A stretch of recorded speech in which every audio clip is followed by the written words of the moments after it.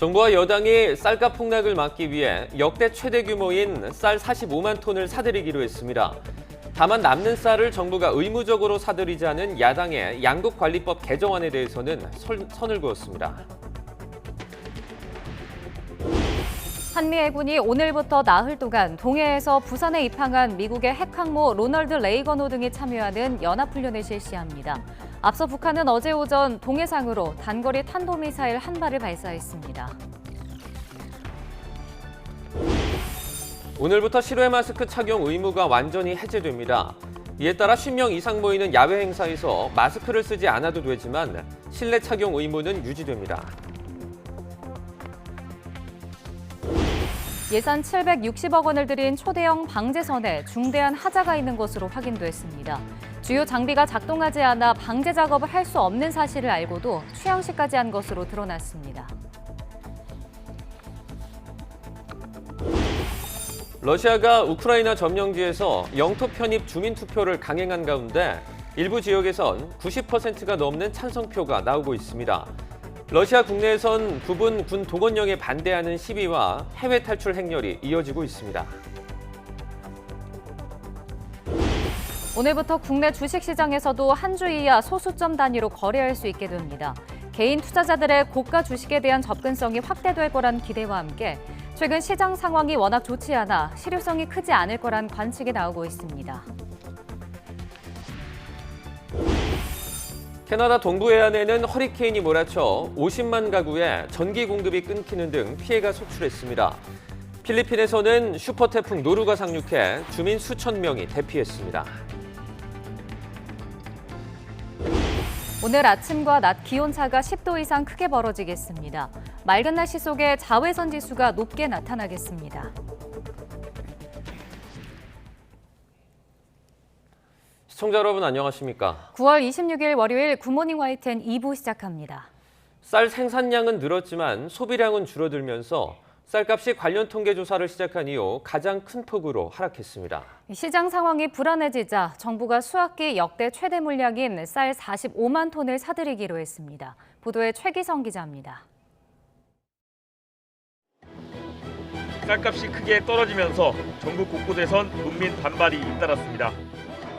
생산비, 인건비 모든 게 다 올랐는데 우리면은 이 쌀값도 좀 받쳐줘야 하는데 받쳐주든 못하고 그리하여 우리 농부들이 사실 열이 나고 불이 나서 어쩔 수 없이 이렇게 논가리를 합니다. 빗발치는 쌀값 안정화 요구에 정부가 대책을 내놨습니다. 소비량보다 많은 남는 쌀을 정부가 사들여 시장에서 격리하는 게 핵심입니다. 올해 초과 생산이 예상되는 25만 톤에 20만 톤을 더해 모두 45만 톤을 다음 달부터 12월까지 사들인다는 계획입니다. 지난 2005년 공공비축제 도입 이후 가장 많은 물량입니다. 격리 물량은 22년산 작황과 신곡 수요량, 민간의 과잉 재고, 그리고 수학기 쌀값 안정 필요성 등을 종합적으로 검토하여 45만 톤으로 결정하였습니다. 시장에 풀리는 물량을 조정하는 건 쌀값 폭락을 막기 위해서입니다. 산지 쌀값은 지난 15일 기준 20kg당 4725원으로 지난해 같은 시기 54,228원보다 24.9% 하락했습니다. 하락률로 보면 1977년 이후 45년 만에 최대 낙폭입니다. 늘어난 생산량과는 반대로 소비량이 줄어드는 현상도 이어지고 있습니다. 쌀 생산량은 2020년 350만 7천 톤에서 지난해 388만 2천 톤으로 10.7% 증가했지만 1인당 연간 쌀 소비량은 2000년 93.9kg에서 지난해 56.9kg으로 크게 줄었습니다. 지난해보다 10만 톤 늘어난 공공비축미 45만 톤을 포함하면 올해 수학기에는 90만 톤을 시장에서 격리하는 효과가 생긴다는 게 농식품부 설명입니다. 이와 함께 벼 대신 가루쌀이나 밀, 콩 같은 전략작물을 재배하면 직불금을 주는 전략작물 직불제를 내년부터 도입하기로 했습니다. 이번 조치를 통해 쌀값이 안정권으로 회복될 수 있을지 관심이 쏠립니다. YTN 최기성입니다. 정부와 여당이 스토킹 가해자가 합의를 요구하는 과정에서 불거질 수 있는 2차 피해를 막기 위해 스토킹 범죄의 반의사 불벌죄 조항을 삭제하는 방안을 추진하기로 했습니다. 민주당이 강하게 밀어붙이는 양곡관리법과 노란봉투법에 대해서는 부정적인 입장을 거듭 확인했습니다. 정유진 기자의 보도입니다. 정기국회 기간 중점 민생 현안을 논의하기 위해 한자리에 모인 당정은 우선 스토킹 범죄에 대한 반의사 불벌죄 조항을 삭제하는 개정안을 신속히 추진하기로 했습니다. 반의사 불벌죄는 피해자가 원하지 않으면 가해자를 처벌할 수 없는 규정인데 이를 폐지해 가해자가 합의를 목적으로 접근해 2차 가해나 보복 범죄를 저지르는 걸 막겠다는 겁니다. 집착형 잔혹 범죄의 심각성을 엄중히 인식하고 금년 정기국회 중점 법안으로 추진키로 하였습니다. 처벌 대상에 온라인 스토킹을 추가하고 전자장치 부착 명령 대상에 스토킹 범죄를 넣는 방안도 대책에 포함됐습니다. 더불어민주당도 스토킹 범죄 처벌 강화에 공감대를 형성한 만큼 이번 정기국회 기간에 관련법이 통과될 가능성이 큽니다. 당정은 또 지난해 7,700억 원대로 역대 최고 피해액을 기록한 보이스피싱 범죄를 근절하기 위한 법안도 속도를 내기로 했습니다. 환율과 금리 상승으로 인한 취약계층의 금융 부담을 덜기 위해 자영업자와 중소기업에 대한 만기 연장과 상환 유예 방안도 시행할 계획입니다. 하지만 정부와 여당은 민주당이 추진하는 핵심 쟁점 법안에 대해선 사실상 반대 입장을 분명히 했습니다. 양곡관리법에 대해선 포퓰리즘 정책이라며 쏘아붙였고 야당은 다수 의석을 앞세워서 제가 볼 때는 다분히 포퓰리즘적이고 선동적인 양곡관리법 개정을 밀어붙이고 있습니다. 노란봉투법에 대해서도 정당성이 없는 쟁의 행위까지 손해배상 청구를 제한해선 안 된다며 우려를 공유한 것으로 전해졌습니다. 만약 지금 상황에서 또 지난 정부에서 많이 쓴 또 이렇게 막 돈을 마구 뿌린다든지 그런 포퓰리즘 정책이나 아니면 또 노조 편향적인 그런 정책을 또 재현한다면 우리 경제는 물론 우리 또 청년들의 미래도 암울해질 것으로 보입니다. 하지만 민주당은 이들 두 법안을 7대 주요 입법과제에 포함하는 등 처리 의지를 굽히지 않고 있습니다. 대안이 확실치 않으면 우리 더불어민주당이 확실하게 좀 책임지는 길을 가야 되지 않겠냐 생각합니다. 국민의힘은 민주당이 법안을 일방적으로 통과시킬 경우 대통령에게 거부권 행사를 건의하는 방안까지 염두에 둔 상태여서 정기국회 기간 여야 간 강대강 대치가 불가피해 보입니다. YTN 정유진입니다. 우리나라와 미국 해군이 오늘부터 나흘간 동해상에서 연합훈련을 실시합니다. 앞서 지난 23일 부산에 입항한 미 해군의 핵추진 항공모함 로널드 레이건호와 유도미사일 순양함 챈슬러빌, 이지스 구축함 베리 등으로 구성된 미 항모 강습단이 이번 훈련에 참가합니다. 우리 해군과 미 해군 항모가 한반도 주변 해상에서 연합훈련을 하는 건 북한의 핵실험과 대륙간 탄도미사일 시험 발사가 잇따랐던 2017년 11월 이후 약 5년 만입니다. 북한은 어제 새벽 평안북도 태천 일대에서 단거리 탄도미사일 한 발을 동해로 발사했는데 한미 해상 연합훈련에 대한 반발성 무력 시위라는 분석이 나옵니다. 북한의 단거리 탄도미사일 발사가 포착되자 대통령실은 국가안전보장회의 NSC 상임위 긴급회의를 열고 이번 도발을 강력히 규탄했습니다.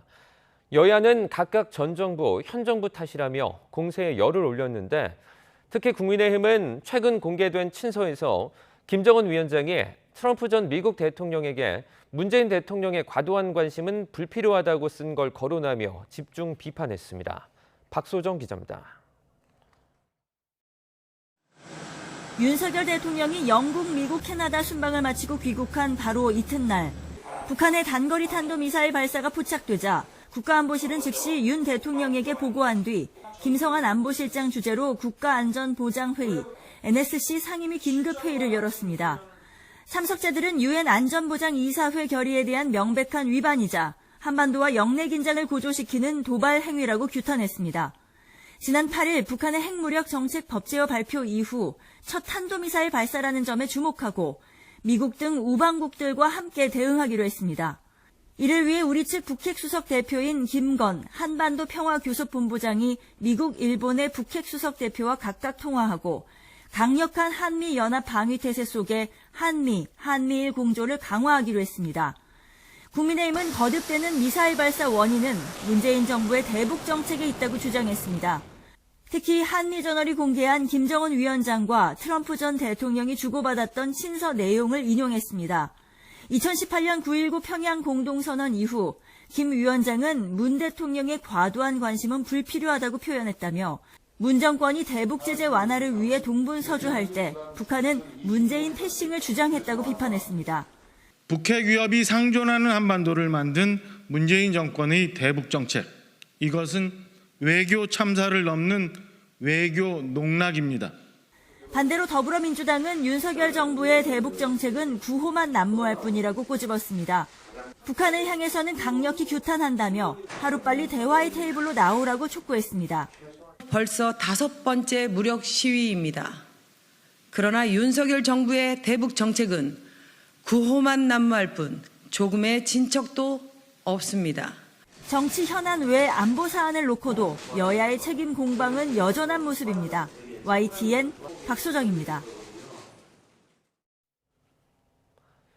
윤석열 대통령은 타이완 주변에서 군사적 분쟁이 생길 경우 북한의 도발 가능성도 증대할 가능성이 있다면서 북한의 위협에 먼저 대응하겠다고 말했습니다. 윤 대통령은 현지 시각 25일 방영된 미국 CNN과의 인터뷰에서 중국이 타이완을 공격할 경우 미국의 타이완 방어를 지원할 것이냐는 질문에 이같이 답변했습니다. 윤 대통령은 미국이 타이완 분쟁에 대응하기 전에 한반도 방위 공약을 먼저 이행해야 한다는 것이냐는 질문에 대해서는 미국의 우선순위에 대해서 답변하는 것은 적절하지 않다면서 미국과 동맹국, 파트너 국가들에 의해서 지켜질 것이라고 말했습니다.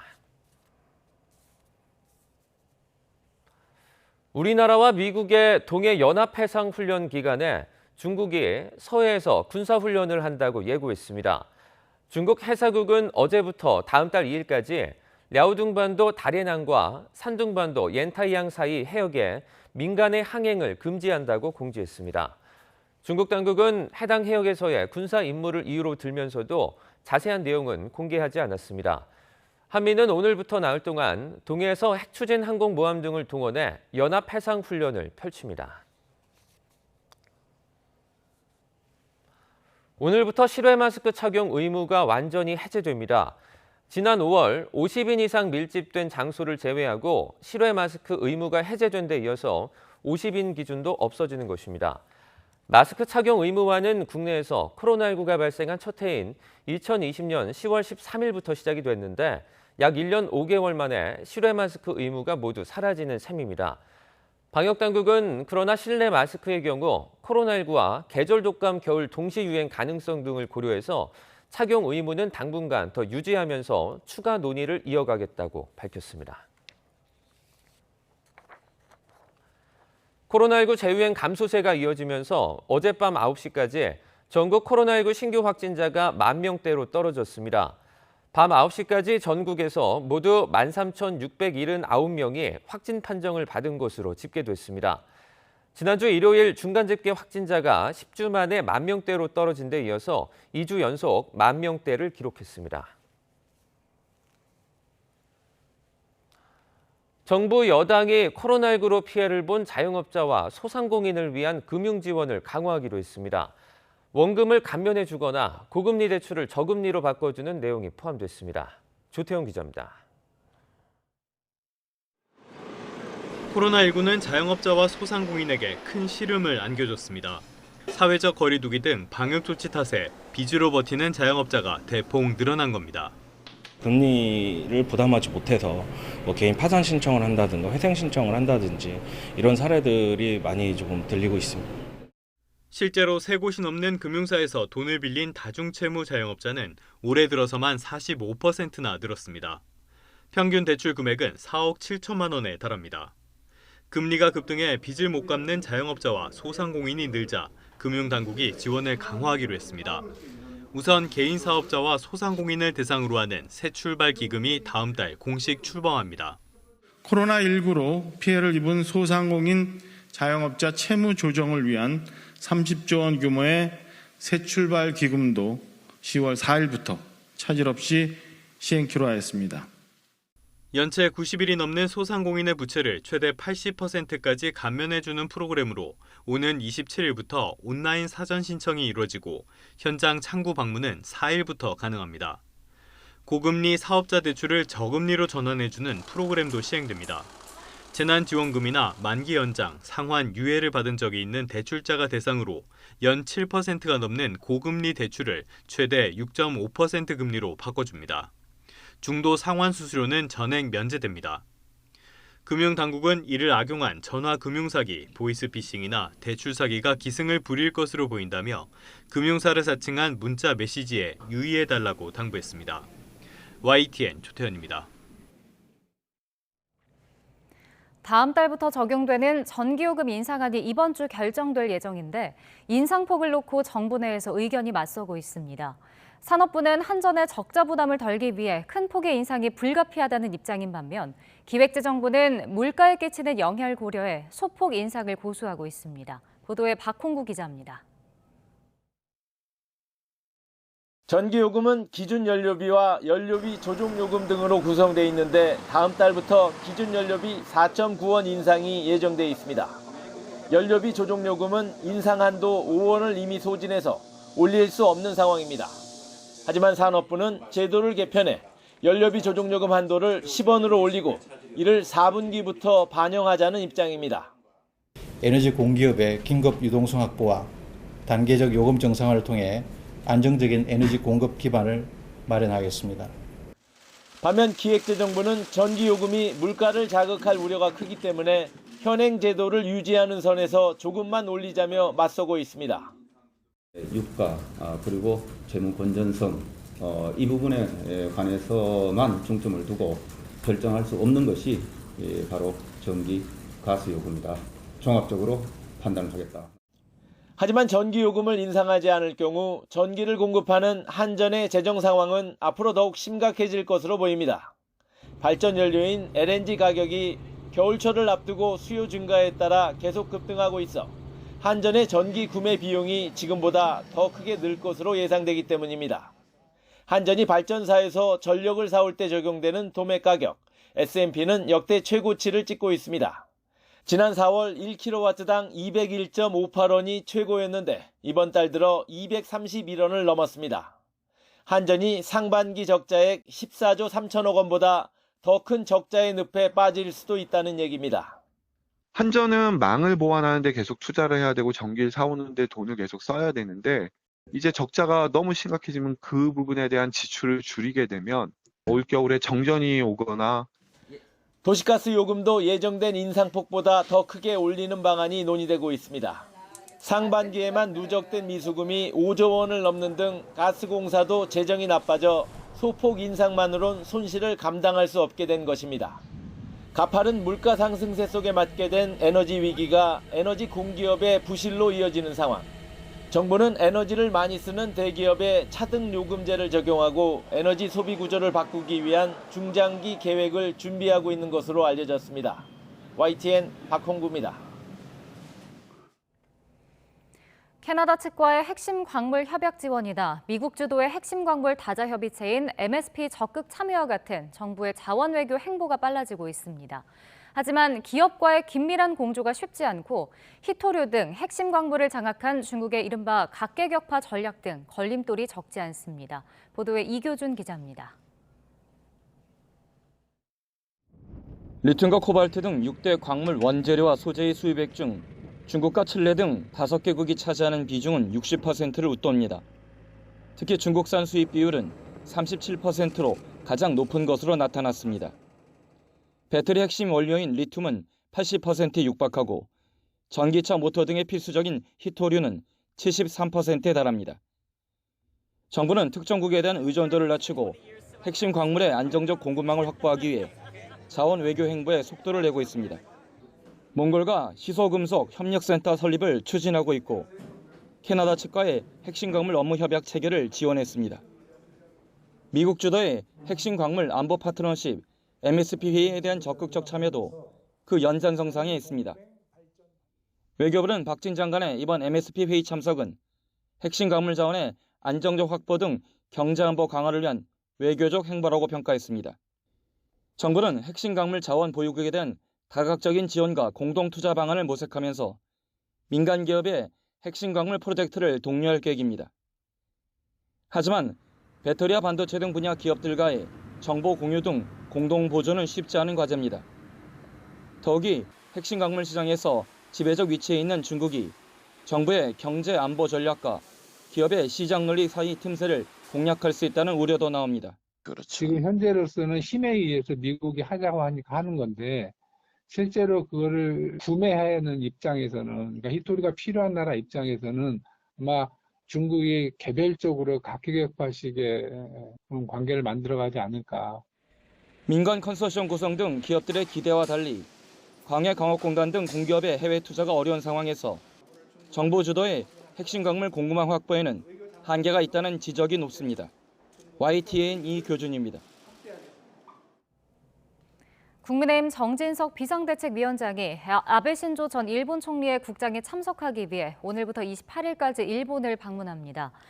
한일 의원연맹 회장을 맡고 있는 정 위원장은 내일 도쿄 일본 무도관에서 열리는 아베 전 총리 국장에서 유족과 일본 국민에게 위로의 뜻을 전할 예정입니다. 정 위원장은 방일 기간 일본 내 주요 인사도 만나 한일 관계 발전 방안 등을 협의하는 방안도 추진하고 있는 것으로 전해졌습니다. 정부에선 한덕수 국무총리가 내일부터 1박 2일 일정으로 일본을 방문해 국장에 참석합니다. 모레 취임 한 달을 맞는 더불어민주당 이재명 대표가 오늘은 정치적 기반인 경기 지역에서 현장 최고위를 개최합니다. 이 대표는 오전 10시부터 경기도청에서 현장 최고위원회와 경기도 예산정책협의회를 잇따라 엽니다.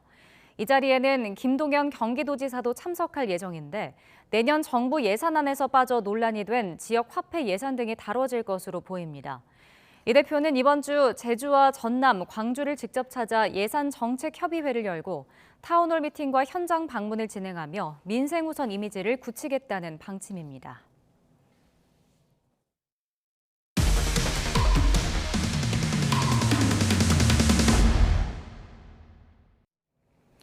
태안 앞바다 기름 유출 사건 이후 정부가 760억 원이라는 큰 예산을 들여 어떤 기상 조건에도 출항할 수 있는 초대형 방제선 엔다모를 건조했습니다. 그런데 취재 결과 해양수산부가 이 엔다모의 중요 장비가 작동하지 않아 방제 작업을 제대로 할 수 없다는 사실을 숨긴 채 취항식까지 열었던 것으로 드러났습니다. 강민경 기자의 단독 보도입니다. 지난 2007년 12월 겨울 충남 태안 앞바다를 원유 기름띠가 시커멓게 뒤덮었습니다. 당시 허베이 스피리트호에서 원유 10,000톤 정도나 유출이 된 겁니다. 그런데 풍랑주의보가 계속 발효돼 초기 방제 작업이 늦어졌고 그만큼 피해는 커졌습니다. 기름 유출 사고로 피해가 난 충남 태안 지역에서 일주일째 방제 작업이 진행되고 있는 가운데 오늘 오후 서해 먼 바다에 풍랑주의보가 내려져 기름 확산이 우려되고 있습니다. 이에 정부는 나쁜 기상 상황에도 출항할 수 있는 대형 방제선이 필요하다는 결론을 내렸습니다. 이렇게 탄생한 게 바로 2019년 11월 선박 건조에 돌입한 뒤 31개월 만에 닻을 올린 5,000톤급 대형 방제선 엔다모입니다. 예산 760억 원을 들인 해양수산부의 야심찬 결과물로 지난 7월 20일 전남 여수에서 화려한 취항식을 열었습니다. 2022년 대한민국 최초의 5,000톤급 다목적 대형 방제선 엔다모가 국민의 바다를 지키는 전천후 해양재난 대응 선박으로 역사적인 출항을 시작합니다. 그런데 취재 결과 엔다모는 치명적인 문제가 있는 걸로 확인됐습니다. 방제선의 필수 장비인 오일 펜스가 고치지 못할 정도로 불량이란 점입니다. 오일 펜스는 당연히 바다 위로 떠야 하는데 엔다모의 오일 펜스는 바다 밑으로 가라앉습니다. 오일 펜스는 초기 유출된 기름 확산을 막는 장치로 작동하지 않으면 제대로 된 방제 작업을 벌일 수 없습니다. 오일 펜스를 설치해 오염의 확산을 방지하는 기능으로 특히 나쁜 기상 환경에서도 대규모 오염 사고에 신속히 대응합니다. 이와 관련해서 해양환경공단은 지난 5월 말에 시운전 때 오일 펜스의 하자를 처음 발견했고 제조사가 수리까지 했지만 정상 작동이 불가능하다는 판정을 받았다며 문제점을 인정했습니다. 760억 원의 막대한 예산을 들인 대형 방제선이 제 기능을 못한다는 점은 물론 이를 숨기고 취항식까지 한 건 분명한 문제입니다.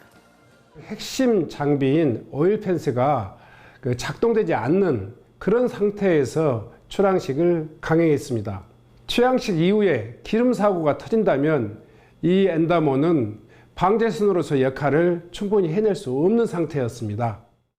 해양환경공단 측은 오일펜스의 문제는 인정했지만 선박 자체의 문제가 아니라서 취항식을 진행했다고 해명했습니다.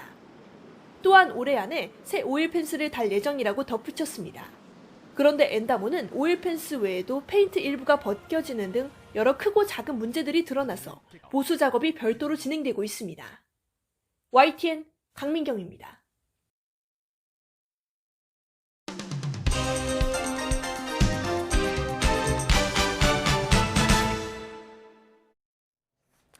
네, 9월 26일 월요일입니다. 오늘 아침 신문은 어떤 소식을 다뤘는지 짚어보겠습니다. 이현웅 아나운서가 주요 내용 정리해봤습니다. 어서 오세요. 안녕하십니까. 첫 번째 기사입니다. 네, 조선일보 일면의 모습인데요. 야구장을 찾은 팬들의 모습이 보입니다. 어떤 내용이죠? 네, 그렇습니다. 어제 프로야구 정규 시즌 1위 SSG와 2위 LG가 맞대결을 펼쳤죠. 응원하는 팬들의 모습이 사진에 담겨 있는데요. 보면 대부분 마스크를 쓰고 있는 모습 볼 수 있습니다. 네. 자, 그렇지만 이제 오늘부터는 실외에서 마스크 착용을 하지 않아도 됩니다. 야외 마스크 착용 의무가 시작된 작년 4월 12일 이후 532일 만에 해제인데요. 이 조선일보는 또 다른 기사를 통해서 롱 코비드에 대한 우려를 전하고 있기도 했습니다. 국내의 숨은 감염자는 약 1,000만 명으로 추산된다고 하는데 40대와 50대 비중이 다소 많게 나타났습니다. 코로나 합병증이 기저질환을 심화시킨다는 명확한 연구 결과는 없지만 일부 경향성들이 드러나고 있다는 점에서 기저질환 발생이 많은 중장년 세대의 코로나 후유증 걱정이 커지는 상황이라고 합니다. 한편 무증상이나 증상이 경미했던 경우에도 주의가 필요하다고 하는데요. 갑작스럽게 기침이나 혹은 두통, 또 후각 상실, 미각 변화 등이 나타나면 병원을 찾는 것이 좋다고 제안하고 있었습니다. 또 일부 해외 연구에서는 소아나 청소년층에서도 코로나 후유증과의 연관성이 나타나고 있다는데요. 우리 정부도 하반기에 진행하는 코로나 후유증 연구에 소아 청소년을 포함해서 진행하기로 했습니다. 네, 다음 기사 보겠습니다. 감염병 전담병원 정상화에 4년이 걸릴 것 같다. 그리고 또 공공의료기관은 존폐 위기다. 이런 내용이 있는데요. 또 왜 이렇게 오래 걸리는지도 궁금하고요. 어떤 내용이죠? 네, 그렇습니다. 서울신문에 실린 기사인데요. 국립중앙의료원이 최근 분석한 결과가 담겨 있습니다. 감염병 전담병원 38곳의 환자 수와 수익이 코로나 기간 크게 줄었다고 합니다. 네. 3배 이상 줄었다고 하는데요. 2, 3년 동안 코로나 환자 진료에 집중했는데 막상 코로나 감소세를 보이면서 이제는 존폐를 걱정해야 하는 상황이 됐다고 하고요. 정상화까지는 4년 이상 걸릴 수 있다는 전망도 나오고 있습니다. 이 기사에서는 내년 보건복지부 예산안을 보면 지역 거점 병원의 공공성 강화 예산은 올해에 비해서 다소 줄었다고 했습니다. 또 그에 비해서 민간 병원의 감염병 대응을 지원하는 예산은 늘어났다고 했는데요. 이에 대해서 새 정부가 공공병원을 실질적으로 지원하는 대신에 민간 의료기관의 공공성을 강화하는 선택을 했다고 기사에서는 분석하고 있었습니다. 네. 그러면서 공공병원의 부족은 지역 간 건강 격차로 이어질 수밖에 없다고 전하기도 했는데요. 현장에서는 국민 생명과 직결된 필수 의료 서비스를 지역에도 충분히 확충할 필요가 있다는 의견이 나오고 있다고 했습니다. 네, 다음 기사입니다. 한겨레 기사인데요. 옛날 광주 교도소터에서 유골이 발견되는 일이 있었습니다. 그런데 그 유골의 일부가 5.18 행방 불명자로 확인이 됐다고요? 네, 그렇습니다. 광주교도소가 이전하는 과정에서 지난 2019년이었죠. 신원 미상의 유골이 뒤섞여서 발견되는 일이 있었습니다. 네. 국립과학수사연구원의 분석 결과 262구의 유골로 밝혀졌고요. 그 이후 계속해서 5.18 행방 불명자와 그 가족들의 유전자를 대조하면서 분석이 진행된 바 있습니다. 자, 그리고 이 중 한 구의 시신이 5.18 행방 불명자와 유전자 정보가 일치한다는 결과가 나왔다고 합니다. 그리고 두 구는 행방 불명자와 일치할 가능성이 커서 현재 정밀 조사를 진행 중이라고 합니다. 옛 광주교도소터 유력한 5.18 행방 불명자들의 안매장 지역으로 꼽히던 곳이었는데요. 그동안 몇 차례 진행된 조사에서는 이러한 주장을 뒷받침할 만한 뚜렷한 성과는 나오지 않았습니다. 5.18 기념재단 측은 이번 신원 확인으로 5.18 당시 암매장이 있었다는 주장이 사실로 드러났다 이렇게 이야기했습니다. 네. 다음 기사는 우크라이나 전쟁 상황 소식 보도록 하겠습니다. 사진이 좀 눈에 띄는데요. 건장한 군인의 사진과 그리고 오른쪽에는 앙상한 모습의 또 남성이 보입니다. 믿기지는 않지만 동일한 사람이라고요. 네, 우크라이나 국방부에 따르면요. 러시아군에 붙잡혔다가 4개월 만에 풀려난 우크라이나 해병대원의 모습이라고 합니다. 네. 이목구비를 보면 좀 닮은 듯한 모습을 확인하실 수 있는데요. 건장했던 군인이 이렇게 뼈만 남은 앙상한 모습으로 돌아오자 러시아가 포로를 인도적으로 대우하기로 한 제네바 협약을 깨고 학대하고 고문한 것 아니냐는 비판이 나오고 있다고 합니다. 한편 러시아는 현재 우크라이나 점령지 4곳에서 병합 투표를 실시하고 있는데요. 그런데 현장을 촬영한 모습들을 보면 투표가 개방된 장소에서 이루어지거나 투명한 투표함을 이용하기도 하고요. 또 투표용지를 접지 않고 그대로 넣도록 하는 모습도 볼 수 있었습니다. 네. 또 무장한 군인들이 집을 수색하면서 투표에 참여하도록 하고 있어서 투표를 강요한다는 비판도 현장에서 나오고 있습니다. 러시아는 점령지의 편입이 결정되면 이곳에 대한 공격을 러시아 영토에 대한 공격으로 간주하겠다면서 핵무기 사용까지 시사하는 발언들을 하고 있는데요. 네. 이에 대해서 G7 정상들은 가짜 주민투표다라면서 법적 효력이나 정당성이 없다고 말하고 있고요. 또 바이든 미국 대통령도 강력한 경제 제재를 논의하겠다면서 러시아를 압박했습니다. 네. 다음 기사입니다. 중앙일보 일면이죠. 생선, 그러니까 전어가 보이는데요. 이 금색으로 칠해져 있습니다. 비싸다는 의미인가요? 네, 그렇습니다. 전어의 모습 워낙 비싸졌기 때문에 금전어라는 표현까지 제목에 쓴 모습 확인하실 수 있습니다. 네. 보통 전어는 가을이 제철로 잘 알려져 있죠. 그런데 통 잡기가 쉽지 않아지고 있다고 합니다. 해양 온난화의 영향으로 생태계가 변하고 있기 때문인데요. 통계청 자료를 보면 1990년에는 확실히 여름보다 가을에 전어가 많이 잡히는 모습 확인할 수 있습니다. 네. 그런데 작년 기준, 지금 빨간색 동그라미로 나와 있는데 여름 어획량이 가을과 비슷한 수준으로 나타나고 있습니다. 전어 어장이 과거에 비해서 일찍 형성되고 있는 걸 확인할 수 있었고요. 또 주 서식지도 남해가 아닌 서해나 동해안을 따라서 점차 북쪽으로 올라가고 있다고 합니다. 이런 기후변화는 양식업에도 피해를 주고 있다고 하는데요. 김이나 미역 등의 싹이 제대로 자라지 못하거나 녹아 없어지는 경우도 있다고 합니다. 전문가들은 해양 온난화의 변화가 예상보다도 더 빨리 진행되고 있다면서 큰 우려를 나타내고 있었습니다. 네, 마지막으로 스포츠 기사 보겠습니다. 케냐의 킵초게가 이제 마라톤 세계 신기록을 새롭게 작성을 했습니다. 지금 시간을 보면 이제 2시간이 곧 깨지는 게 아니냐 이런 의견도 나오고 있어요. 네, 맞습니다. 기존의 세계 신기록 보유자 역시나 케냐의 킵초게 선수였는데 2시간 1분 39초였습니다. 네. 그런데 이번 베를린 마라톤에서 2시간 1분 9초에 완주를 하면서 본인의 기록을 30초나 앞당겨서 새로운 기록을 다시 썼습니다. 레이스 절반까지 돌았을 때요. 59분 51초, 그러니까 1시간 안쪽으로 들어오면서 야, 이거 완주할 때 2시간 벽 돌파하는 거 아니냐 이런 기대도 커졌다고 하는데 네. 30km 지점을 돌파하면서 좀 그 기대가 조금 꺾였다고 합니다.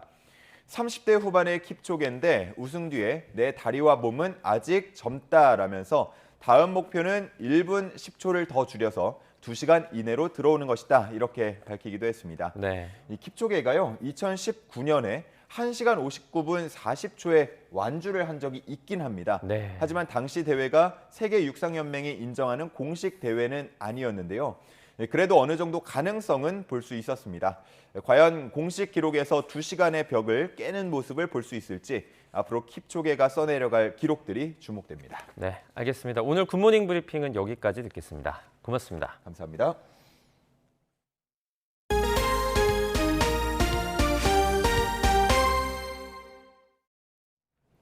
지난 1월 산업재해에 대한 사업주 책임을 강화하는 중대재해처벌법이 시행된 이후 이틀에 한 번꼴로 중대산업재해가 발생한 것으로 YTN 취재 결과 확인됐습니다.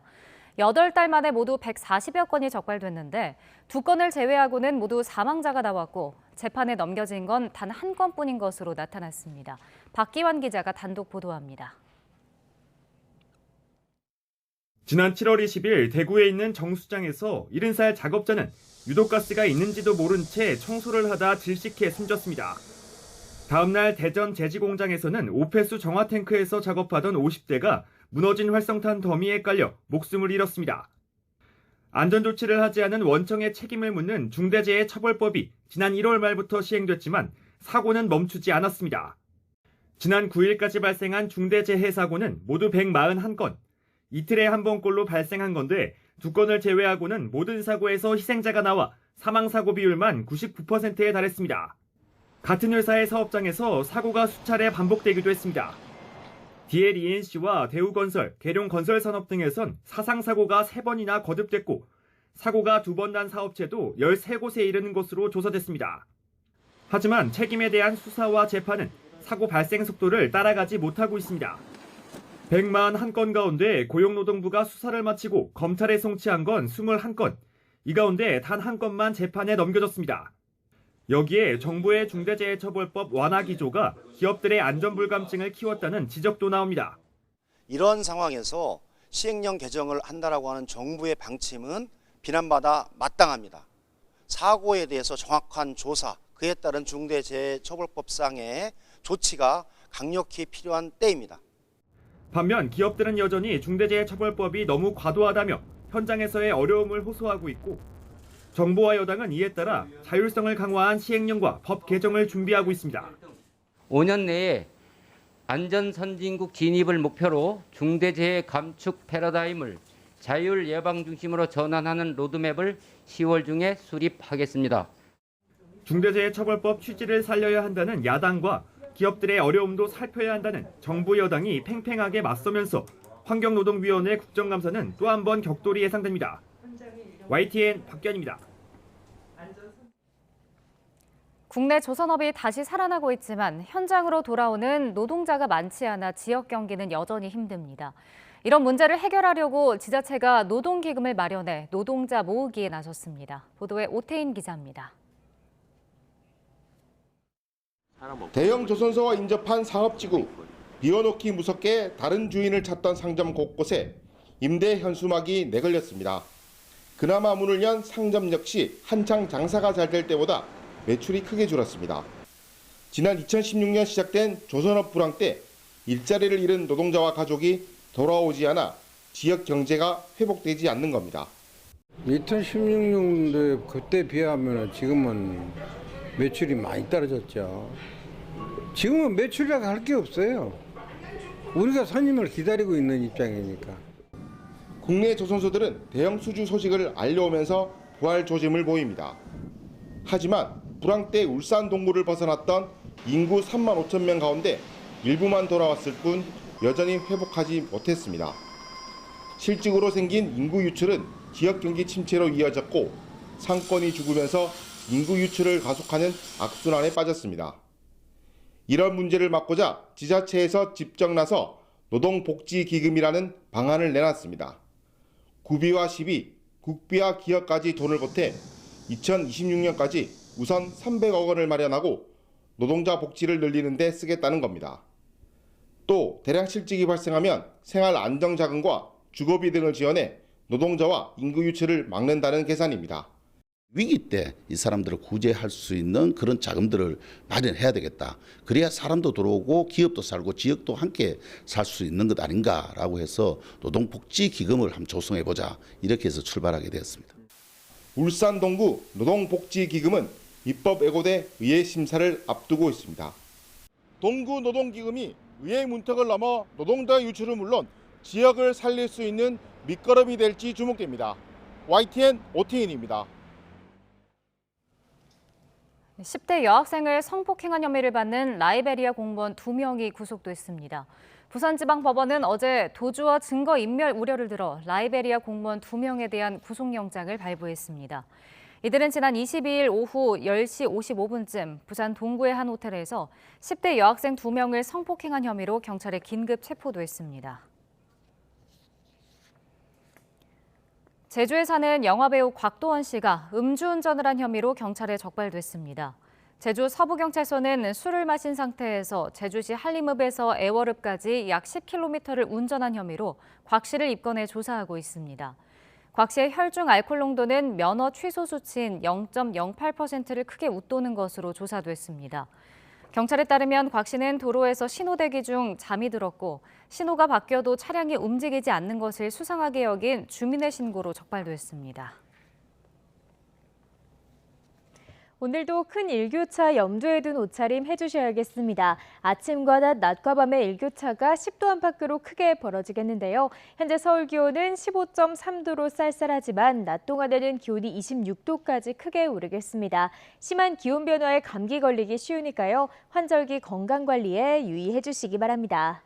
오늘은 전국 하늘에 가끔 구름만 지나겠고 미세먼지 걱정 없이 대기질도 깨끗하겠습니다. 다만 중부지방을 중심으로는 자외선이 강하게 내리쬐겠습니다. 자외선 차단에도 신경 써주시기 바랍니다.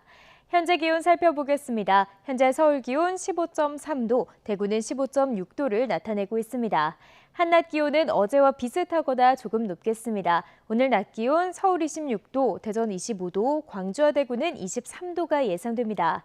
이번 한 주간도 대체로 맑은 날씨가 이어지겠습니다. 다만 화요일인 내일 제주도와 영남 해안에는 5mm 안팎의 비가 조금 내리겠고요. 내륙은 서울 낮 기온이 28도까지 오르는 등 늦더위가 찾아올 전망입니다. 지금까지 날씨 정보였습니다.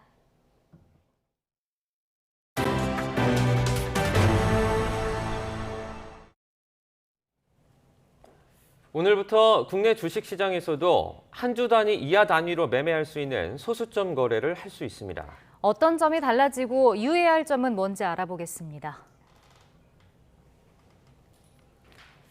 네, 주식 소수점 거래가 일반 거래와 다른 점은 주식을 사고 팔 때 주식의 수 대신 투자 금액으로 정한다는 점입니다. 예를 들어서 한 주당 100만 원을 하는 주식을 10만 원어치만 매수 주문을 하면 증권사는 구매자 계좌에 해당 주식에 0.1주를 넣어주는 방식입니다. 하지만 유의할 점도 있습니다. 공정거래법상 일부 증권사에서 계열사 종목의 소수점 거래 서비스를 할 수가 없습니다. 예를 들어 삼성증권에서는 삼성물산, 삼성생명 등의 거래를 할 수 없고 카카오페이 증권에서는 카카오 등을 소수점 단위로 거래할 수 없습니다. 또 소수점 거래 주식은 배당은 받을 수 있지만 의결권은 없습니다.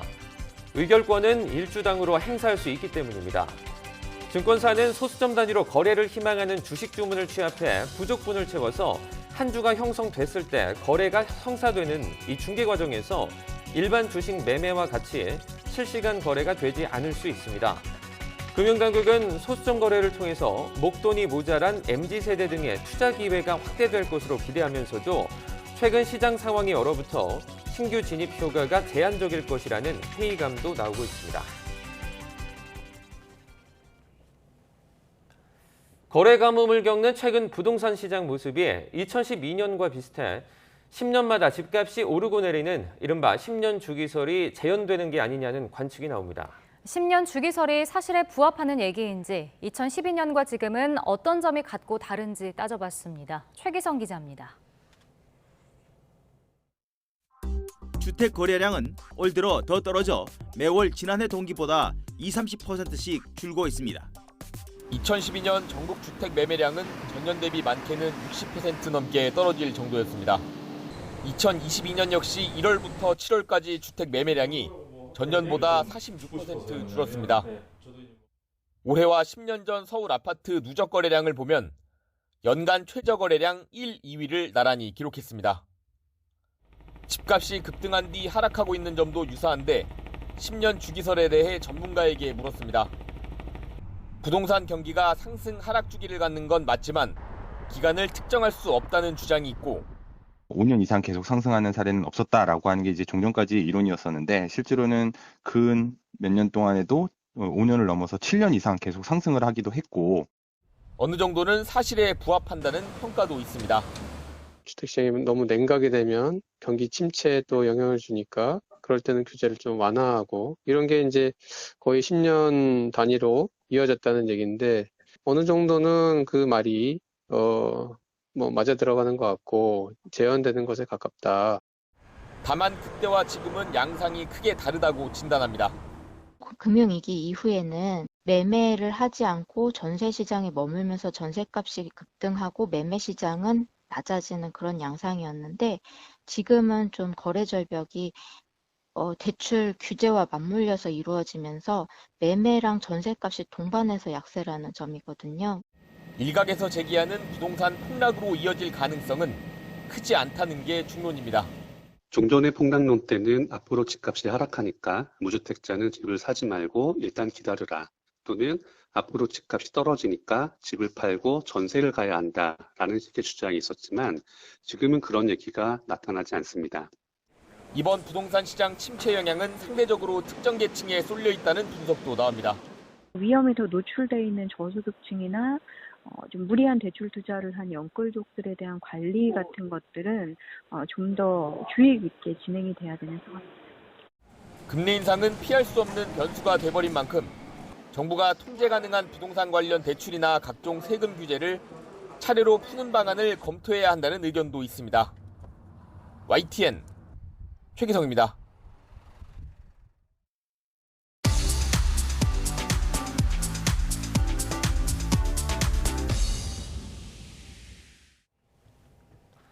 경제 소식을 빠르게 전달해 드립니다. 오늘 굿모닝 경제는 이인철 참 좋은 경제연구소장과 함께하겠습니다. 어서 오십시오. 어서 오세요.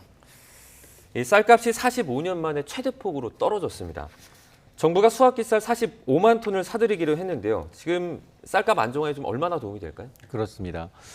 지금 뭐 애들 성적하고 월급 빼고 다 이제 올랐다라고 얘기하는데 쌀값도 소리 소문 없이 많이 떨어졌습니다. 네. 말씀하신 것처럼 지금 산지 쌀값은 이제 1년 전과 비교했더니 한 25%, 4분의 1 토막이 났는데 네. 지금 뭐 반세기 만에 최악의 인플레이션으로 대부분의 이제 물가가 오르고 있는 상황에서 농민들의 시름이 깊어질 수밖에 없습니다. 이 하락폭을 봤더니 1977년 관련 통계 시작한 이후로 거의 뭐 45년 만에 반세기 만에 가장 큰 하락세를 기록하고 있는데 근본적인 원인은 생산량은 늘어나는데 소비는 계속해서 줄고 있다는 겁니다. 네. 자, 그러다 보니까 실제로 쌀 생산량은 2020년 1년 전과 좀 비교를 해봤더니 한 10% 넘게 늘었어요.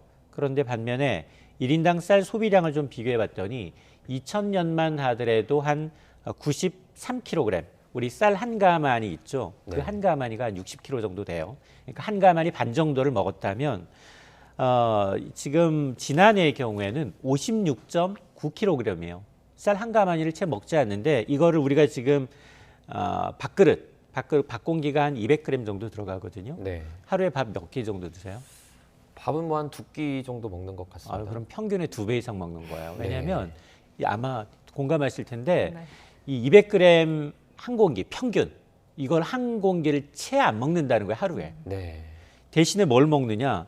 대신에 밀가루 소비는 꾸준히 늘고 있습니다. 네. 근데 우리 아시다시피 우크라이나전 사태 나면서 밀가루 가격은 계속 치솟았거든요.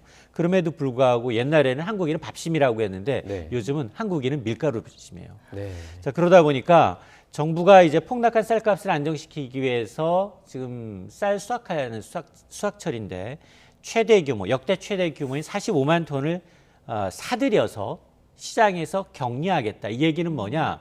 쌀을 사서 시장에 푸는 게 아니라 보관하면서 물량을 조절하겠다는 거예요. 네. 자, 그러면 이것만 하더라도 굉장히 많은 보관 비용이 드는데 기존의 공공 비축 물량이 더 있어요. 비슷한 물량이에요. 45만 톤. 여기다가 쌀 수확기에 새로운 쌀, 햅쌀 45만 톤 합치면 거의 90만 톤에 가까운 쌀을 매입해서 보관하는 거예요. 자, 이렇게 되면 장단점이 분명합니다. 일단은 공급이 줄기 때문에 시장에 이제 공급되는 쌀 공급량이 줄기 때문에 쌀값은 올라갈 거예요. 네. 앞서 쌀값이 1년 전에 비해서 4분의 1 토막이 났습니다라고 얘기했는데 정부는 이번에 시장 격리 조치로 인해서 쌀값이 적게는 한 13%, 많게는 18%까지 좀 오르지 않겠느냐라고 관측을 하고 있는데 문제는 격리시켜서 어딘가에 보관을 해야 하잖아요. 네. 보관 창고가 필요하죠. 이거 팔릴 때는 이거 묵은 쌀이 돼요. 네. 그러면 사실은 가격이 도정용, 굉장히 가공용으로 팔리거든요. 그러면 원가의 한 20-30% 수준에서 팔린다는 이 역설이 있는데 그러다 보니까 이거 격리해서 사서 보관하고 매입해서 보관하는 비용만 한 1조 원 정도로 추산이 됩니다. 네. 지금 민주당에서는 이 과잉 생산되는 쌀을 정부가 이제 의무적으로 매입하는 그 양곡관리법 개정안 처리를 적극적으로 추진하고 있는데 일단 정부 여당은 반대하고 있잖아요. 이 이유가 뭔가요? 맞습니다. 민주당이 추진하고 있는 이제 양곡관리법 개정안을 보면 물론 뭐 이번 국회에 처리하겠다라고 이제 포함시켰는데 이 법은 예상보다도 3% 이상 초과 생산된 쌀 혹은 가격이 1년 전에 비해서 5% 이상 떨어지게 되면 과잉 생산된 쌀은 정부가 의무적으로 매입하겠다. 그래서 시장 격리하겠다 이 얘기거든요. 취지는 굉장히 좋습니다. 왜냐하면 이제 농부들이 쌀값 급락에 굉장히 노출되지 않기 때문에 좋은데 문제는 이 법안이 시행되면 앞서 제가 올해만 쌀값 이제 격리해서 매입해서 보관하는데 얼마를 쏟아부어야 돼요? 정부 예산이 1조 원이에요. 지난해만 하더라도 수확한 쌀 가운데 초과돼서 정부가 사들인 매입한 금액이 37만 톤, 거의 한 8천억 원 가까이 쏟아부었거든요. 근데 올해는 이미 50만 톤을 매입하기 위해서는 거의 한 1조 원 이상이 들어갈 수밖에 없습니다. 그러면 이 법이 시행되면 농부들은 좋겠지만 이 쌀 과잉 생산이라는 고질적인 문제가 해결되지 않는다. 그리고 매년 조 단위 예산이 좀 투입될 수밖에 없거든요. 그래서 사실 여야가 공수가 좀 바뀌었어요. 민주당도 늘 이 법을 지난 정부 시절에는 통과시키지 못했어요. 왜냐하면 예산을 직접 통제하고 관리해야 되는 주체가 돼버리니까. 근데 이제 지금 야당으로 됐으니까 이 법을 통과시키겠다라고 하는 게 아니라는 게 이제 여당이 된 국민의힘의 주장인 겁니다. 실질적으로 농민들에게 혜택이 좀 돌아가려면 어떤 대책들이 좀 필요합니까? 사실 쌀 시장 격리라는 건 고육지책이거든요. 농가 소득을 보호하기 위한 어떤 최후의 안전망 성격이 있다라고 하면 궁극적으로 두 가지가 필요합니다. 옵션은 두 가지밖에 없어요. 하나는 뭐냐? 아니 밀가루 소비가 증가하는 거 대신에 쌀 소비 증가를 촉진시켜야 하잖아요.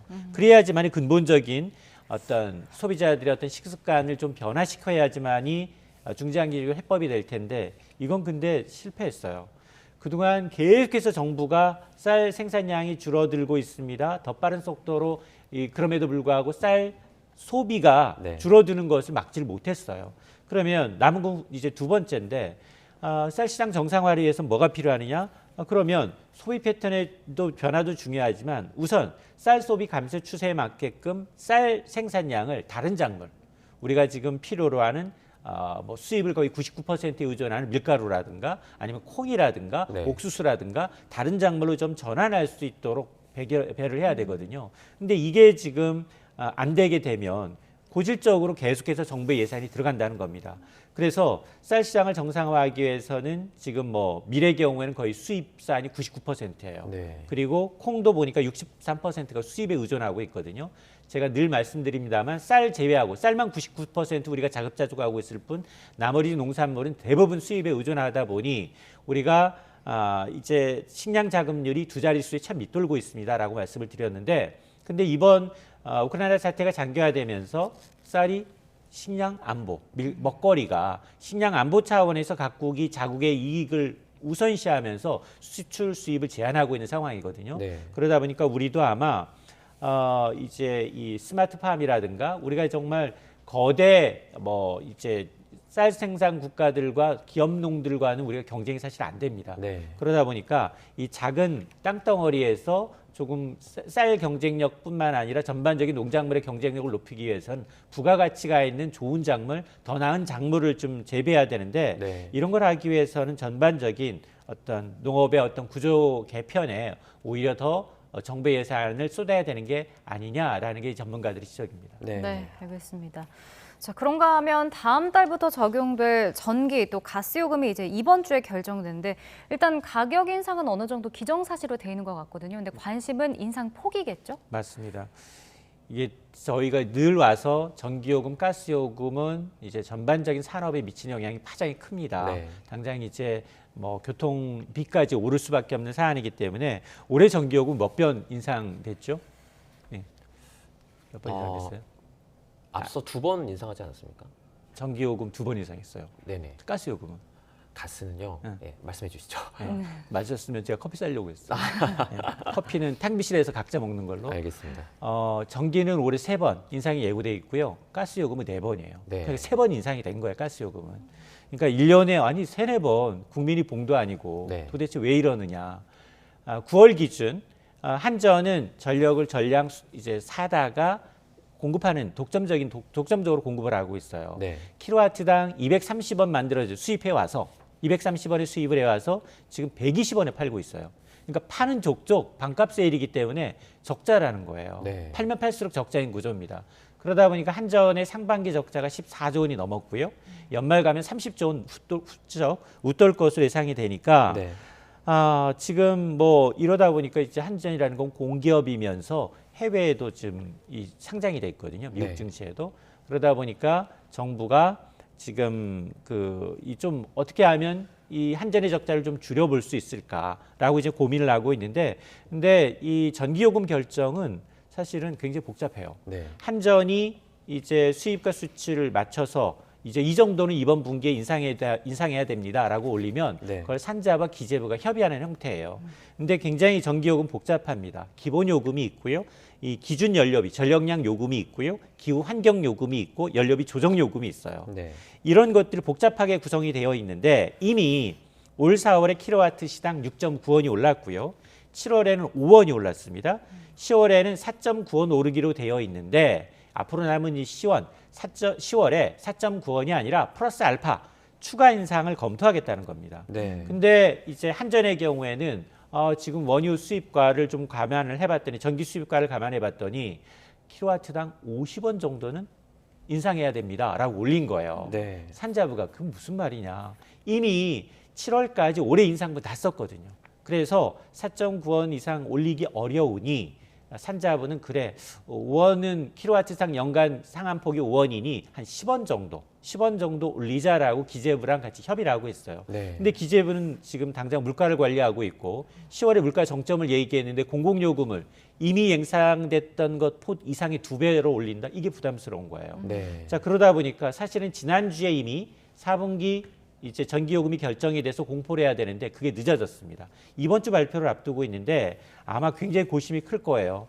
아마 기재부가 결정적으로 이제 승인하는 권한을 쥐고 있기 때문에 아마 현행 제도를 좀 유지하는 선에서 나오지 않겠느냐. 올려도 뭐 굉장히 미미하게 올릴 수 있다라는 생각이 들고요. 네. 문제는 도시가스 요금입니다. 이 도시가스 요금은 인상폭이 더 클 수밖에 없는데 4번 올렸다 그랬잖아요. 10월까지 합치면. 네. 근데 7월에만 7% 인상돼서 가구당 한 2,200원 정도 부담이 생겼어요. 근데 문제는 뭐냐? 지금 우크라이나전 때문에 도시가스 요금, 국제 LNG 가스 요금이 지금 2년여 만에 35표 올랐어요. 네. 35표 올랐기 때문에 고스란히 지금 요금 인상분 가스공사의 미수금이 5조 원을 넘어섰는데요. 그러다 보니까 여기다 이제 모든 에너지는 우리 달러로 들여와요. 네. 원달러 환율이 15% 이상 올랐단 말이에요. 이것도 부담이에요.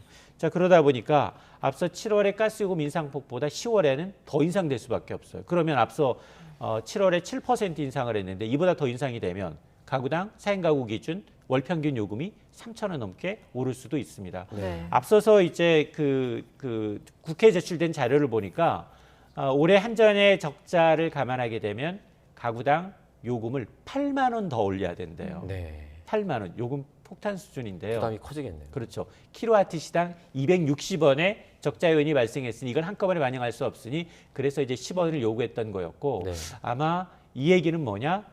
4분기만이 아니라 내년에도 전기요금, 가스요금이 지금 반영이 되지 않으면 두 개의 공기업이 위험해져요. 네. 그러니까 이제 우리가 사용한 요금을 우리가 메꿀 것인가 아니면은 우리 후세들한테 좀 떠넘길 것인가의 문제이기 때문에 네. 아마 정부도 굉장히 고민이 깊을 겁니다. 소장님, 전기요금 같은 경우에 비싸게 사와서 좀 싸게 팔고 있다 이렇게 말씀해 주셨는데 예. 그러면 지금 우리가 민간 발전이 많지 않습니까? 맞아요. 그 민간 발전에서 비싸게 사오는 걸 좀 줄이는 방법으로 어떻게 할 수 없습니까? 또 지금 고민하고 있어요. 왜냐하면 한전은 발전 자회사가 있어요. 남동발전을 비롯해서 7개 자회사에서 전기를 사와요. 네. 근데 그 발전사들의 경우에는 원가 이하를 안 팔죠. 네. 그러니까 거기는 흑자예요. 네. 그 흑자 구조를 좀 막아보자. 그러면서 내부적으로 한전의 이 해외 자구적인 노력, 야, 니네는 보니까 뭐 억대 연봉자들도 공기업 가운데 가장 많고 방만하다라고 얘기하면서 좀 임원들의 경우에는 임금 동결, 그리고 이제 알짜 자산을 매각하는 방안, 네. 그럼에도 불구하고 여기 적자가 너무 많아서 얼마 안 돼요. 그 자구책을 한다 하더라도. 그러다 보니까 지금 말씀하셨던 것 이외에 어떤 방법이 모색이 되고 있느냐. 우리 전기의 사용량 절반은 사실 산업용이에요. 네. 55%가 산업용으로 쓰고 있고 가정용은 30% 미만이거든요. 그래서 이 산업용 전기요금도 지금 원가 이하로 많이 쓰고 있지만 이걸 좀 더 올리는 방안 또 지금 검토를 하고 있습니다. 네. 네. 근데 지금 이미 물가가 많이 올랐기 때문에 사실 월 3,000원 정도 이렇게 공공요금이 인상이 되면 이 취약계층 부담은 어떻게 해야 될까요? 그래서 아마 에너지 바우처 제도, 사실은 이렇게 공공요금이 오르면 가장 민감한 게 이제 서민들이에요. 네. 왜냐하면 이제 영세 소상공인들의 경우에는 여름철에는 난방을 해야지 손님을 받을 수 있고요. 겨울철에는 마찬가지예요. 이 난방기구를 틀지 않게 되면 손님이 뚫어집니다. 그러니까 이제 그렇게 영세하신 분들 그리고 에너지 취약계층을 위해서 이 에너지를 보존해주는 제도가 있거든요. 근데 이제 거기에 들어가는 예산이 더 많아질 수 있다는 거죠. 그러니까 아마 정부도 이 부분을 고민하고 있을 거예요. 전반적으로 일괄적으로 뭐 산업용이든 가정용이든 어느 정도 이제 전기 요금에 죗값 내고 쓰자라는 것도 있지만, 그러나 이제 불편한 진실은 뭐냐? 지난해 경우 전 세계적으로 에너지 사용량 다 줄었어요. 코로나 때문에. 근데 우리나라는 늘었습니다. 가장 빠르게 늘고 있고요. 그리고 이제 OECD 국가들 가운데 전기요금이 한 밑으로 세 번째 정도로 저렴한 편이에요. 그래서 에너지 절약을 좀 유도하는 캠페인도 같이 벌인다라는 게 이제 정부의 계획입니다. 네. 금리 얘기 좀 해보겠습니다. 지난주에 미국이 3연속 이제 자이언트 스텝까지 단행을 했습니다. 금리가 이제 높아졌기 때문에 세계적으로는 좀 증시가 좋지 않죠. 엄청 좋지 않죠. 지금 미국의 강도 높은 긴축이 사실 올 3월부터 시작이 됐잖아요. 네. 지난 1년 동안 얼마나 이제 그 주식시장이 쪼그라들었느냐. 코스피와 이제 코스닥 시장이 시가총액이 620조 원 가량 허공으로 사라졌습니다. 네. 가장 많은 이 종목들로 보면 이제 국민주라고 하는 삼성전자, SK하이닉스, 네이버, 카카오 다 이제 국민이 정말 개미들이 많이 갖고 있는 종목들이 대부분 시가총액이 많이 떨어져 있는 상황이고, 이 사이에 외국인들은 코스피와 코스닥에서 무려 16조 원 넘게 순매도했어요. 근데 연준이 긴축으로 통화 정책을 이제 긴축 완화로 전환하지 않으면 주가 약세, 금리 상승, 그리고 달러 강세가 지속될 수밖에 없는데, 그러다 보니까 특히 3연속 자이언트 스텝을 단행한 이후로 미국의 증시 전망이 너무 좋지 않습니다. 지금 보니까 시장 전문가들은 대부분 이제 이 고점 대비 아직 바닥이 아니다라고 하면서 추가 하락을 예상하고 있는데, 이제 이번 주도 마찬가지일 거예요. 아마 미국에 이어서 전 세계가 같이 뭐 같은 날 거의 뭐 동시다발적으로 13개 국가가 같이 금리를 올려가고 있거든요.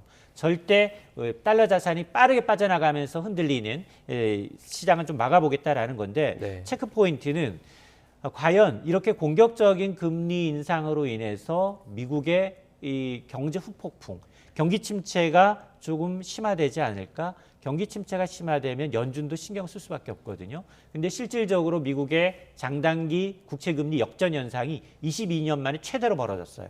이 얘기는 앞으로 1년 이내 미국의 경기 침체에 빠질 가능성이 높다는 거거든요. 그럼 경기 침체 가능성이 높아졌다는 얘기는 연준이 아무리 올해 연말 이제 기준금리를 4.4%까지 내년에 4.6에서 5%까지 가져간다 하더라도 그 로드맵에 차질이 발생할 수 있다는 거고요. 또 하나는 경제지표 가운데 이제 물가지표 봐야 되고요. 그리고 이제 주택 관련 지표들, 실업률 지표를 봐야 돼요. 실제로 경기 침체가 나타나고 있는지, 공격적인 금리 인하의 부작용이 나타나고 있는지 확인하면서 이제 이 증시의 변동성이 얼마나 좀 커질지 여부를 좀 지켜봐야겠습니다. 그럼 해외라든지 국내 투자에 지금 투자하고 계신 분들 뭐 심란하신 분들 많을 텐데 어떻게 좀 대응을 해야 될까요? 지난해는 그나마 사학개미들은 괜찮았거든요. 이제 미국 증시를 비롯해서 나머지 증시는 좋았으니까. 근데 올해는 똑같습니다. 비슷비슷한 상황인데요. 특히 외국인 입장에서 보면 사실은 달러 가치가 상승하게 되면 한국 주식을 사서 팔고 다시 달러로 환전할 때는 환차 손이 발생할 수밖에 없기 때문에 국내 증시 매력이 상당히 떨어집니다. 그러다 보니까 아마 연초만 하더라도 우리나라 외국인 증시 비중이 한 34% 선이었는데 지금 30% 비중 붕괴될 가능성이 높아서 이렇게 오직 달러, 스트롱 달러 상황에서 주가 변동성 어떻게 대처하면 되느냐. 앞서 저희가 이제 이 외국 기관들, 큰 손들의 이제 증시 전망을 좀 보면 지금 월가의 주요 은행들이 미국 증시 전망치를 하향 조정을 하고 있어요. 뱅크 오브 아메리카가 앞으로 5개월간 S&P 500 지수가 3020선대로 떨어질 수 있다는 겁니다. 네. 지금 이게 지난주 금요일 종가 대비 한 18% 넘게 떨어질 수 있다. 추가 하락할 수 있다는 거거든요. 네. 이 얘기는 바닥이 아직 바닥이 아니다. 진바닥이 아니다. 밑에 이중 바닥을 형성할 수 있다라는 거고 네. 모건 스테인리도 비슷합니다. 침체가 심각해지면 S&P 500 지수는 이제 3000선까지 떨어질 수 있다라고 얘기하고 있는데 즉 한마디로 뭐냐? 고물가, 고금리, 고환율, 거품이 빠지지 않는다면 네. 증시에 의미 있는 상승 나타나지 않을 수 있다. 물론 중간에 우리가 경험했잖아요. 베어마켓 랠리라고 해서 증시가 잠깐 반짝 상승할 수 있어요. 네. 계단식으로. 그러나 그럼에도 불구하고 본격적인 상승이라기보다는 오히려 추가적인 하락을 예고하고 있는 W자형 하락세가 나타날 수 있기 때문에 그런 점에 유념을 하셔야 합니다. 네. 제가 해외 증시 관련해서 이거 하나만 좀 짧게 여쭤보겠습니다. 해외 증시를 차트를 이렇게 쫙 펼쳐보면 전부 울고 있는데 그 인도 펀드 시장만 웃고 있습니다. 그건 왜 이유가 있습니까? 이 상황에서 주식시장이 좋은 데가 몇 군데 있어요. 네. 러시아도 그렇고요, 인도도 그렇고요. 이번 아마 이제 그 굉장히 혹한기에 네. 전반적으로 글로벌 증시 상황이 다 안 좋은데 역설적으로 원자재를 많이 갖고 있거나 네. 쌀 자금률이 높거나 이런 기업들 수혜를 받는 곳들이 몇 군데 있어요. 그리고 그러다 보니까 사실은 상대적으로 러시아나 인도가 좋아 보이는데 네. 이게 펀더멘털리 좋다라고 보기엔 좀 어렵고요. 네. 일시적으로 이제 증시의 상황이 굉장히 좋지 않은 상황에서 유독 거기가 이제 빠지지 않다 보니까 좋아 보이는 것일 뿐입니다. 네. 알겠습니다. 자, 마지막으로 부동산 시장 살펴보겠습니다. KB국민은행 주택가격 동향 조사에서 이 전국 주택 매매가와 전세가 하락폭이 확대됐다 이런 결과가 나왔다고요. 그렇습니다. 지금 뭐 추락하는 것은 날개가 없다고 지금 한국부동산원의 공식 통계뿐 아니라 네. 민간 조사기관인 KB국민은행 통계에서도 집값 하락폭, 전세값 하락폭이 뚜렷하게 나타나고 있는데요. 지난 5일 기준입니다. 전국 아파트, 연립 다세대와 같은 평균 매매 가격이 지금 한 달 전과 대비해서 0.16%가 떨어졌는데요. 이게 3년 1개월 만에 최대 낙폭입니다. 네. 서울 집값도 한 달 만에 0.08% 떨어져서 두 달째 떨어지고 있고요. 그리고 이제 전세 가격 역시 이번 달에 0.1% 하락해서 지난달보다 낙폭이 커지고 있는데 이 KB부동산의 가격 전망 지수는 어떤 거냐? 전국에 있는 4천여 개 부동산 중개업소를 대상으로 물어봐요. 네. 실질적으로 시장 상황이 지금 한 달 전과 비교해서 어떻습니까? 그러다 보니까 특히 이제 가장 중요한 건 뭐냐? 우리가 그동안 똘똘한 한 채라고 해서 선도하는 아파트가 있어요. 이게 선도하는 아파트 50지수가 있는데 이게 전국적으로 또 떨어지고 있어요. 네. 이 얘기는 뭐냐? 지금 금리 인상의 후폭풍이 부동산 시장에 타격을 주고 있고 실질적으로 경기 후행성이라고 해서 굉장히 좀 늦게 더디게 반영되고 있지만 실질적으로 하락 초입에 있다라는 겁니다. 그러면 지금 시기에 실거주를 좀 원하는 분들의 경우에 부동산 경매는 좀 어떻습니까? 경매 시장도 사실은 찬바람이 좀 불고 있어요. 네. 경매도 어차피 경제는 심리라고 전반적으로 금리, 경매 대출 받으시면 경매로 이제 접근하시는 분들조차도 잔금은 대출을 이용하는 경우가 상당히 많거든요. 네. 근데 지금 미국도 주택담보대출 30년 모기지금리가 6% 넘어섰고요. 우리는 지금 7%에 육박하고 있는데 연말 8% 선까지 예상이 되고 있어요. 네. 이렇게 되면 아무리 저렴하게 샀다 하더라도 금융비용 부담을 이제 느낄 수밖에 없기 때문에 아마 경매 시장에서도 굉장히 빈익빈 부익부가 선호한 지역, 굉장히 알짜 지역에 대해서는 경쟁률이 높을 수 있겠지만 그러나 전반적으로 경매 경쟁률이 낮아지고 있는 것만은 사실입니다. 네, 알겠습니다. 오늘 굿모닝 경제 여기까지 듣겠습니다. 이인철 소장과 함께했습니다. 고맙습니다.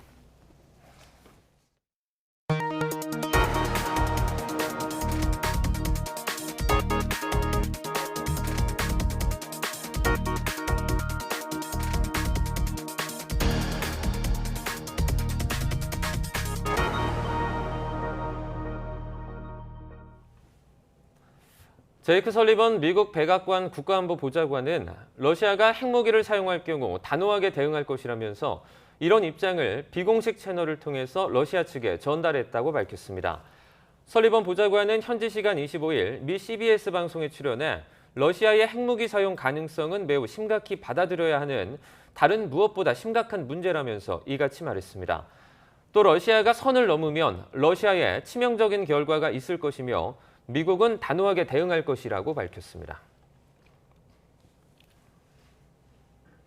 러시아가 우크라이나 점령지 4곳에서 강압적인 영토 편입 주민투표를 밀어붙이는 가운데 일부 지역에선 90%가 넘는 찬성표가 나오고 있습니다. 하지만 러시아 국내에서 부분 동원령에 반대하는 시위가 계속되고 있고 해외 탈출 행렬도 이어지고 있습니다. 보도에 이상순 기자입니다. 러시아가 점령한 우크라이나 동부 도네츠크는 일요일에도 영토 편입 주민투표가 진행됐습니다.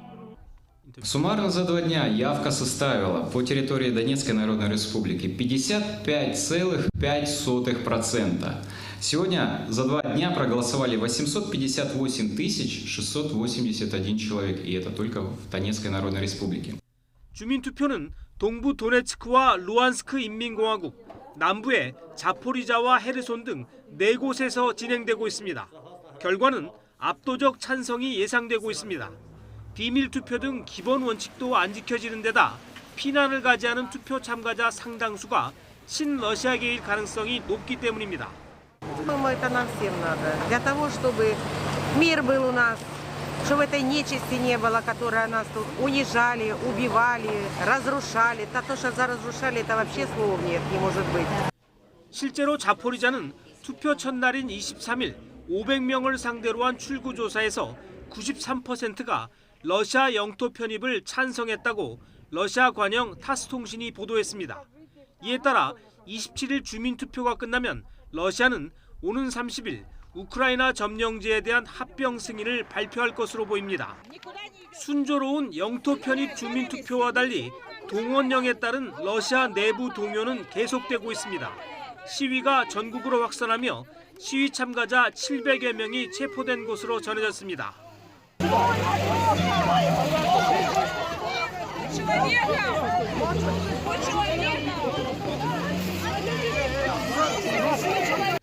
앞서 21일에는 1,300명 이상이 체포됐습니다.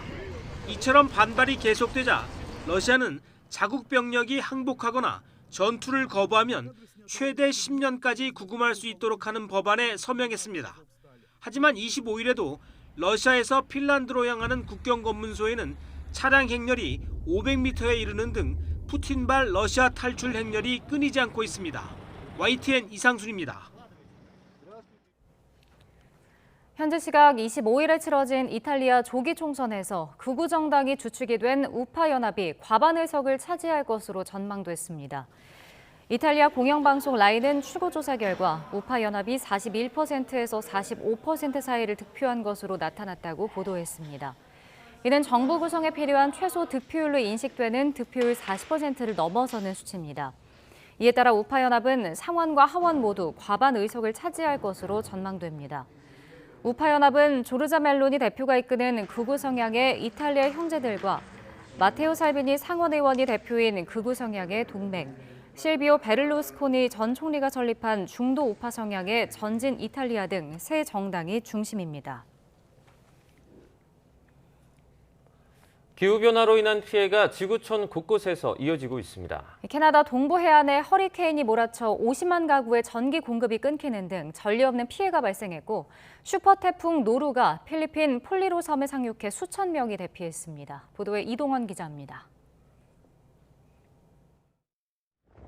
현지 시간 24일 허리케인 피오나가 캐나다 동부의 대서양 연안을 강타했습니다. 지난주 초 카리브해에서 최소 8명의 목숨을 앗아간 피오나는 열대성 저기압으로 약화했다가 캐나다에 상륙할 당시는 허리케인으로 위력이 다시 커졌습니다. 시속 160km가 넘는 순간 돌풍이 불면서 아름드리 나무들이 뿌리채 뽑혀 쓰러졌고 4일로의 지붕이 날아갔습니다. 곳곳에 전신주가 쓰러지면서 50만 가구의 전기가 끊겼습니다. Given the dangerous condition for our crews and the widespread damage, there will be customers who will see outages for multiple days. 강풍에 가옥이 무너지고 시설물이 떨어지는 등 유례없는 피해에 캐나다 재난당국은 복구에 수개월이 걸릴 것으로 내다봤습니다. 피해가 심각하자 트리도 총리는 아베 전 일본 총리 국정 참석을 취소하고 피해 복구에 군을 동원하겠다고 밝혔습니다. There are reports of roads washed out and homes destroyed. We've all seen the images. This is a very powerful and dangerous storm.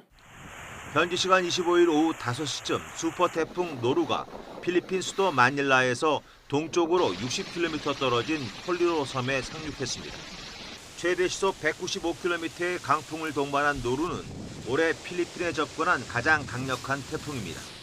상륙에 앞서 섬 주민 수천 명이 대피했고 선박과 항공기의 운항이 중단됐으며 학교와 관공서가 문을 닫았습니다. YTN 이동원입니다. 장편 소설 만다라와 국수로 유명한 김성동 작가가 향년 75세를 일기로 세상을 떠났습니다. 김 작가는 지난 몇 개월 동안 암 투병을 한 것으로 알려진 가운데 어제 오전 건국대 충주병원에서 별세했습니다. 지난 1947년 충남 보령 출생인 고인은 서울 서라벌 고등학교를 중퇴하고 도봉산 천축사로 출가해 수행자의 삶을 살았습니다. 지난 1978년엔 한국 문학의 중편소설 만다라가 당선됐으며 또 다른 대표작으로는 국수와 꿈 등이 있습니다. 블랙핑크가 K-팝 걸그룹 가운데 최초로 미국 빌보드 메인 앨범 차트 빌보드 200 1위에 올랐습니다. 현지 시각 25일 공개된 빌보드 차트 예고 기사에 따르면 블랙핑크의 정규 2집 본핑크는 10만 2천 장 상당의 앨범 판매량을 기록해 1위에 올랐습니다. K-팝 가수가 빌보드 200 정상에 오른 것은 방탄소년단, 슈퍼엠, 스트레이키즈에 이어 블랙핑크가 네 번째고 여성 그룹으로는 처음입니다.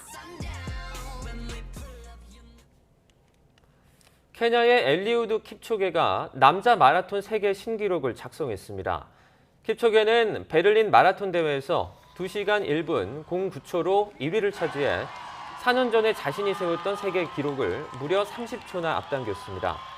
킵초게는 2016년 리우데자네이루와 2021년 도쿄 대회에서 올림픽 2연패를 달성했고 메이저 마라톤 대회에서 8번이나 금메달을 목에 건 현역 최고의 마라토너입니다.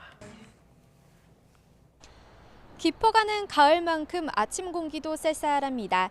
현재 서울 기온은 15.3도로 어제 같은 시각과 비슷하게 출발하고 있는데요. 한낮에는 기온이 26도까지 오르면서 일교차가 10도 이상 크게 벌어지겠습니다. 감기에 걸리기 쉬운 조건인 만큼 겉옷으로 체온 조절 잘해주시기 바랍니다. 오늘 전국 하늘에 구름만 간간히 지나겠습니다. 원활한 대기 확산으로 공기도 깨끗하겠습니다. 다만 낮 동안에는 중부 내륙을 중심으로 자외선이 무척 강하겠습니다. 외출하실 때는 햇볕 차단에 신경 써주시기 바랍니다. 현재 기온 살펴보겠습니다. 서울 15.3도, 대전 15.5도를 나타내고 있습니다. 오늘 낮 기온은 어제와 비슷하거나 조금 높겠습니다. 서울 26도, 대전 25도, 광주와 대구는 23도가 예상됩니다. 이번 한 주간 대체로 맑은 날씨가 이어지겠습니다. 다만 화요일인 내일 제주도와 영남 해안에는 5mm 안팎의 비가 조금 내리겠고요. 내륙은 서울 낮 기온이 28도까지 오르는 등 늦더위가 찾아올 전망입니다. 아침까지 강원 산간과 중부 내륙을 중심으로는 가시거리 1km 미만의 짙은 안개가 끼겠습니다. 교통안전에 각별 유의하시기 바랍니다. 지금까지 서울상암동에서 YTN 원희다입니다. 월요일 아침 굿모닝 YTN은 여기까지입니다. 잠시 후 뉴스라이더가 방송됩니다. 시청해주신 여러분 고맙습니다.